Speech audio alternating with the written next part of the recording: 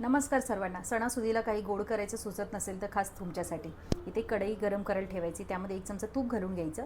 तुपामध्ये अर्धा चमचा खसखस घालून घ्यायची. खवणलेलं ओलं खोबरं, त्यामध्ये गूळ घालून घ्यायचे.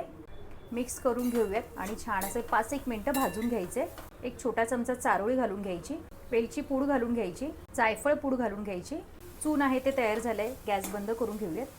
2 वाटी तांदूळ रात्रभर भिजत घालून घ्यायचे आहेत आणि स्वच्छ पाण्याने धुवून आता मिक्सरच्या भांड्यामध्ये घेऊन वाटून घ्यायचे.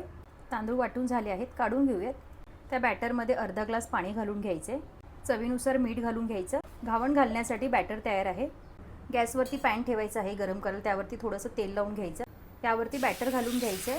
झाकण लावून 2 मिनटं वाफवून घ्यायचं. झाकण आहे ते काढून घ्यायचं आणि एका बाजूला चून असं घालून घ्यायचे. घावण आहे त्याची दुसरी बाजू ह्यावरती उलटवून घ्यायची. पुन्हा एकदा एका बाजूला चून घालून घ्यायचे. दुसरी बाजू यावरती दुडून घ्यायची. छान असं कप्प्याचं घावण आपलं तयार आहे.